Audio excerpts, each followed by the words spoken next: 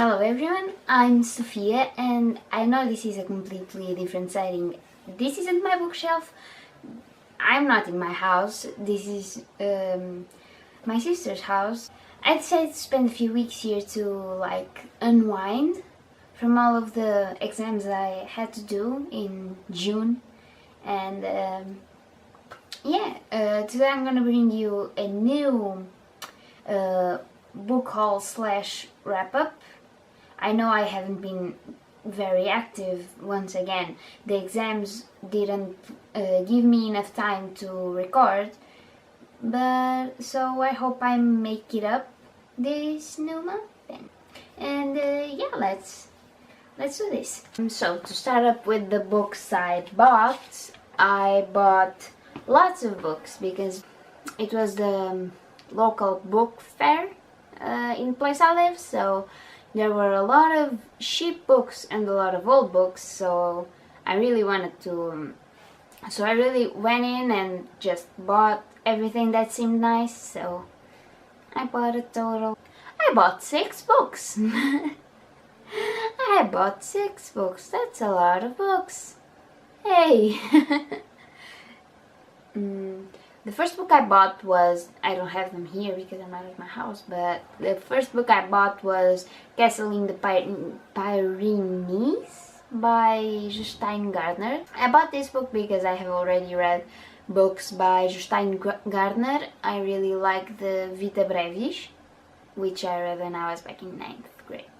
And the book seemed interesting, and it's about the Pyrenees and my people here there for some time in Portuguese and the Spanish here there for some times when the Romans came. So it's not close to me, but it's in the peninsula, so I don't know, maybe I'll go there someday. It would be fun, and I'll see if there's a castle so I can read the Castle in the Pyrenees. Hey. I also bought The Beautiful Lies by Lisa Unger, and it seemed fun. That's pretty much it why I bought it. It seemed fun, and I like fun books about murder, and I bought it. I also bought A Sombra dos Deuses by Fernando Pessoa, and this book is a freaking mystery. So I've been trying to read to get more into poetry. I read some Miguel Torga, I read some Eugênio de Andrade, I studied some Fernando Pessoa, and I was like, I should probably read more Fernando Pessoa. And who's my favorite Pessoa heteronym? That's right, Ricardo Reis. So when I saw this little poetry book at the local book fair, I was like, yes, I'm going to buy this and I'm going to read this, and it's going to be so fun. And I bought it. I haven't read it yet, but it's a really small book. Really, really small. It has like 50 pages or something. So I bought the book and I got back home and I was looking through through Goodreads to see what people thought, to add it to my book haul, my post. So and then I figured out it wasn't there. What? And I go to Amazon, it's also not there. What? What's going on? I searched in Portuguese, I searched in English, I searched by Fernando Pessoa, I searched by Ricardo Reis, who also never existed, so I don't know why I looked by him, but so I don't know what to do with this book. I'm definitely going to read it, but I don't know if I'm going to review it because it doesn't exist, but I have it. But I also bought Neanderthal by John Darnton, and once again it sounded fun. My sister showed it to me, and I found it interesting, so why not? It was a really cheap book. And I also bought Women in Science, 50 Fearless Pioneers Who Changed the World, and let me tell you something. I bought Goodnight Stories for Rebel Girls some time ago, and I haven't read it yet. I have been reading some like little pages in it. I haven't really started fully reading it. I really do want to, especially because it's about women, it's about science. I'm going to become an engineer, so there's a lot of engineers in there. It's fun. The thing about Goodnight Stories for Rebel Girls is that there aren't just scientists, there aren't many engineers there, and most of the people there I already knew, and I already knew some stuff about them. I didn't know all that was in there about them, but I didn't feel it was the right, perfect book for me. So when I found this one, I just thought, yes, I'm going to read this. It's going to be so fun because it's just scientists, and a lot of scientists who I don't really know. Like there's even a Portuguese engineer. What? I also bought The Forgotten Girls by Sarah Bladel. It seemed fun. This book sounded fun, and my train of thought was, okay, they live in the cold all the time. There are a lot of forests there too, but even if there weren't forests, they live in the cold all the time. And so there's always a lot of snow, and if there's always a lot of snow, or at least some snow, there will be times where you'll be isolated and you can't do anything, and it's going to be like the Shining level of isolation. So they know how to spook us because they've been spooked their whole life. The stuff I watched, not for the stuff I watched the Black Sail's 4th season. Wow, that was bad. I love the series. I really love the series. Anything that has pirates and politics, I'm in. Definitely in. But Jesus Christ, that was a bad season. Even worse even that it was the last one. Because I had really high hopes for it.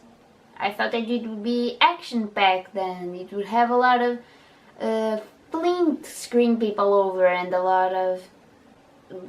Black Sail's last season was a lot like Lucifer's. I know that Lucifer's gonna get renewed, but it was just bad, you know? Much didn't happen. They had to stretch out the plot a lot. It felt as though I wrote this in my wrap-up in text. It felt as though they only had enough story for like 4 or 5 episodes, or like half a season of episodes. But to get that bit of story, they had to make a whole season. So they did, and they stretched the story out, and it was just bad, you know? In the last episode, I fell asleep, like, for midway through the episode. I woke up in the end. Not in the end, there were like 10 minutes left. Yeah, there were about 10 minutes left. I woke up, saw the episode. It was as if I didn't sleep at all. What? Shows shouldn't be like that. Black Sails shouldn't be like that. In 10 minutes, in the first season or the second season, people would have died. Flint would have screwed so many people over, and a lot of things would have happened, and the politics of the show, it was so good, and now there were none. It was just fighting and fighting and fighting. And guess what? I liked Black Sails because it wasn't just fighting. You know? It was just a bad season. Why do you do this? I also watched the Riverdale 2nd season. It was fun. It was dumb fun. I know that some people don't like it because of the whole lots of stuff going on and the plot twists that aren't really plot twists. Well, I didn't mind. It was a mind-numbing show, and you do know I love mind-numbing shows. They're my coping mechanism. I also watched Monty Python and the Holy Grail, and holy heck, was it good? It was so freaking good. I love Monty Python, and I love the coconut thing, and I love how they make their jokes and everything. And Monty Python, boy, I want more movies. I know that they made like a show. Yeah, they made a show. I need to watch it. It's on Netflix too. I need to watch it, and I need more Monty Python in my life, but I don't know what else there is. I don't think there's any more. First stuff I read, I started with Spectacle Volume 1, and it was fun. It was so fun. It has circus, it has murder, it has everything a book needs to have for me to love it. And possibly lesbians too. Just saying. So I also read The Night's Dominion Volume 1, and it was weird. It was one of those books that I had no idea what was happening. The characters were seemingly the same when it comes to design, so it was really hard to pick out who was who. And the story itself, once again, I felt lost. There was this one time while I was reading that I just read but didn't really read. You know what I mean? I just didn't internalize everything that was happening. I just read just like I could be, I don't know, eating popcorn. Just page by page, like it was nothing and like there was no story at all. I also read The Mayas by Esther Queiroz, and Christ, that was a painful book. The pacing was awful at best. Nothing happened for like lots of pages. I read a copy that my sister had already studied in class, so there were these little annotations in page, and in page like 100 and something, it said beginning of action, beginning of main plot. So if that's the beginning of the main plot in a 600 page book, that means that the stuff that happened before was pretty much nothing. It didn't matter at all.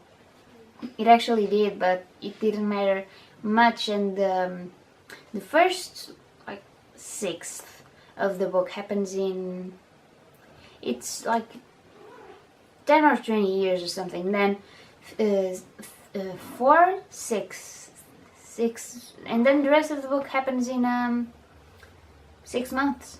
So nothing happens for a very, very long time. And I didn't really care about the characters too. They were too, I don't know, their problems were, I didn't really relate to them. They were just, meh. I also read Kaiju Max Volume 1. I expected so much more.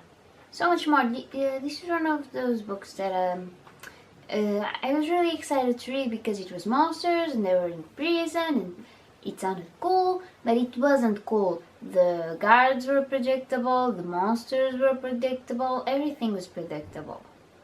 And there were certain plot points that felt calculated. Like this had to happen, so that happened, and certain things, I don't know, they just didn't, the book itself didn't really interest me. I also read Shadows and Dream, which is the first episode of the first season of Remade, and I enjoyed it somewhat. It's weird because it's a good pilot. For what it is, it's a good book.